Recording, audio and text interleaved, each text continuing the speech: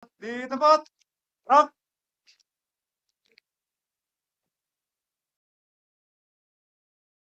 Yang saya hormati Menteri Energi Sumber Daya Mineral, Bapak Bahlil Lahadalia,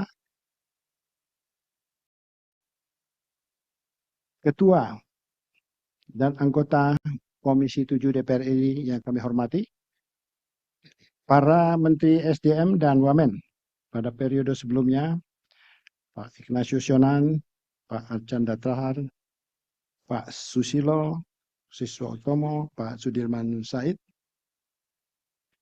para pimpinan tinggi Madya dan pimpinan tinggi Pratama di lingkungan Kementerian SDM, Kepala SKK Migas, Kepala BPH Migas, anggota Komisi BPH Migas, AUPK, Dewan Energi Nasional, para staf khusus menteri, para direktur utama BUMN, sektor SDM, serta para undangan sekalian yang berbahagia. Assalamualaikum warahmatullahi wabarakatuh. Selamat siang dan salam sehat bagi kita semua. Pertama-tama marilah kita panjatkan puji dan syukur kehadirat Allah Subhanahu wa taala karena atas rahmat dan hidayahnya sehingga kita dapat laksanakan tugas dan tanggung jawab sebagai Menteri SDM selama Kabinet Indonesia Maju tahun 2019 sampai dengan 2024. Dan selanjutnya kami sampaikan ucapan selamat kepada Bapak Bahlil Lahadalia sebagai Menteri SDM. Dan juga sekaligus kami sampaikan ucapan terima kasih kepada seluruh jajaran Kementerian SDM yang telah bersama-sama hampir 5 tahun ini, yang telah berupaya keras bersama-sama untuk bisa mengemban amanah. Menteri dan para hadirin saudara sekalian yang saya hormati, upaya-upaya target capaian di transisi energi ini mulai berjalan sejak bergulirnya Paris Agreement di tahun 2016. Indonesia bersyukur kita memiliki sumber energi yang melimpah dan sumber daya alam lainnya.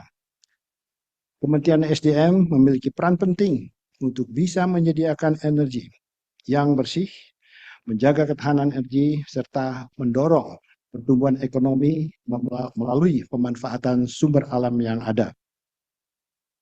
Di tengah pertumbuhan konsumsi migas, kita diharapkan dengan penurunan produksi minyak dalam negeri. Kita hadapi hal ini dengan langkah-langkah strategis antara lain upaya-upaya untuk penemuan sumber-sumber baru.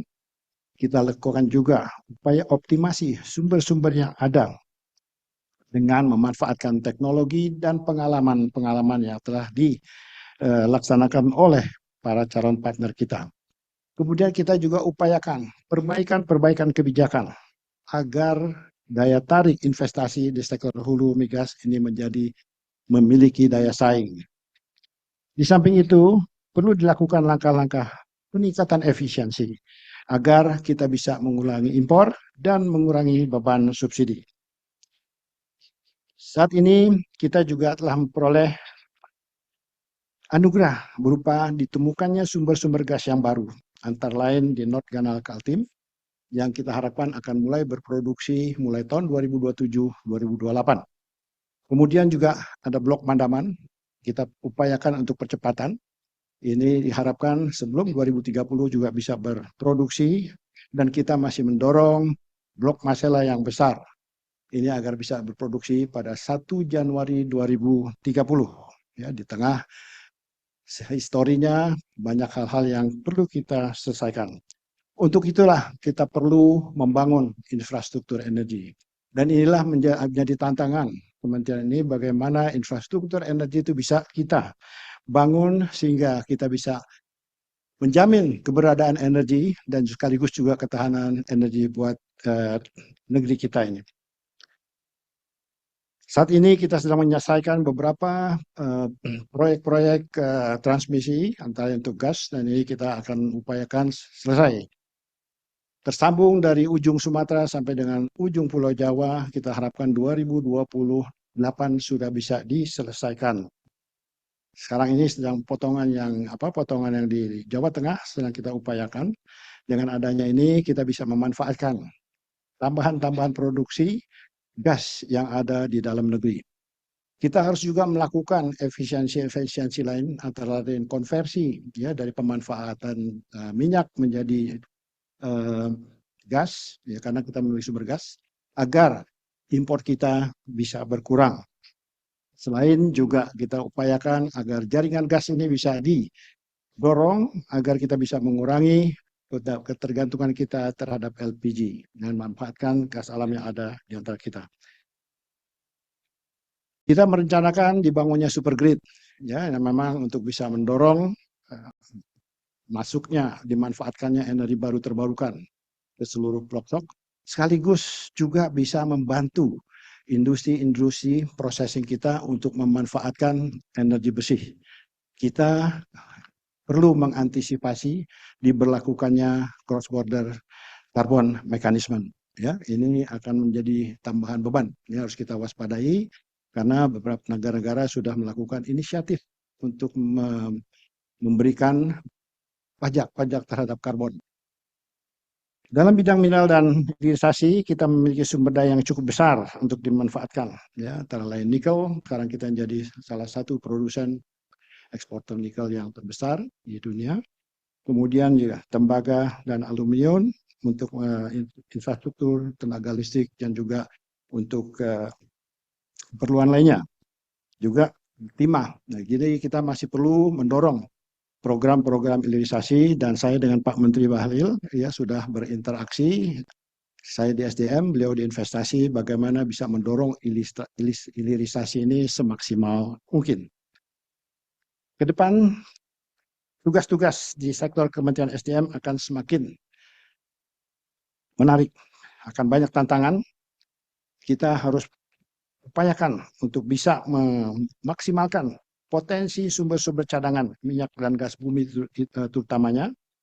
Dan juga kita upayakan untuk juga bisa menemukan potensi-potensi baru untuk mineral-mineral kita yang masih terdata di lapangan-lapangan greenfield.